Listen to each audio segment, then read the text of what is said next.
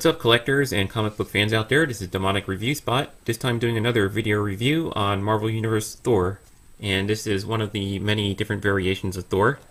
However, I prefer the classic look with the blue pants, the yellow boots, and the sleeveless arms. And I believe Marvel is releasing a live-action movie of this guy out next year. And the actor who's playing him is played by Chris Hemsworth. And from what I've seen of the costume design, it looks like they're going for more of this look, with minor alterations to the costume, of course.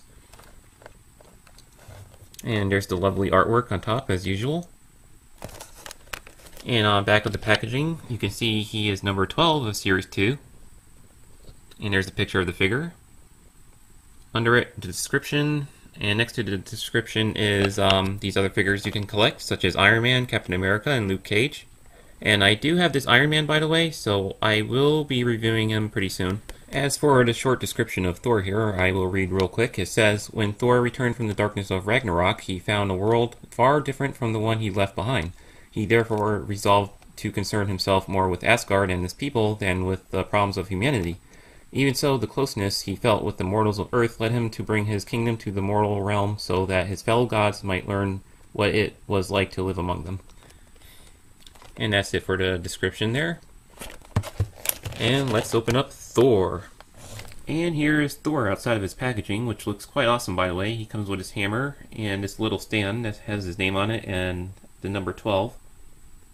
And he also comes with these other contents, such as these top secret files, which includes a letter, a code that you get put online, and this character card. And on the back of the character card, it gives the stats. It says real name Thor Odinson, codename Thor, hair blonde, eyes blue, height 6 foot 6 inches, weight 640 pounds, sex is male.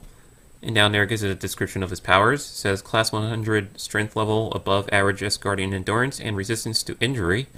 The Odin Force allows Thor to have near infinite cosmic and mystical abilities. Expert warrior, hand-to-hand combatant, hammer throwing, and swordsman. So that's pretty cool for Thor. And there's his picture right there.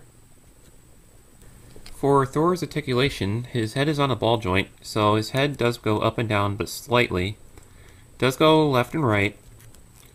And his head does go a full 360 degrees, but is kind of hindered mostly by his hair. And the last time I tried to move it completely around, his head popped off, but was able to reattach easily. For his arms, they do go out and in, forward and back, as you can see there, and it does swivel at the bicep as well. Got movement in the elbow and in the wrist. As for his upper torso, he does have waist articulation, and he does have another separate articulation right there under his chest. But it doesn't really move that well. On my figure, it doesn't. Oh, there it goes. So you just gotta kind of force it. So yeah, he has the articulation right there, and in the waist as well. The legs do go forward and back, but not much. They do go out and in. He does have articulation in that section of the leg right there, so that twist. For the knees, they are double jointed, just like most other Marvel Universe figures. And for the feet, they do pivot up and down, and they go left and right a little bit. And that's it for the articulation. As for the detail on Thor, the cape is pretty good. It's molded quite nice. And his hammer is done well also.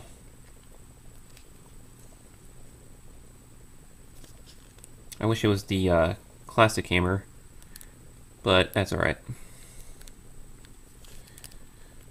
And as for the helmet, it looks pretty good for the figure, but only one minor flaw, but it's not really a flaw, just a minor gripe I should say, is in the artwork.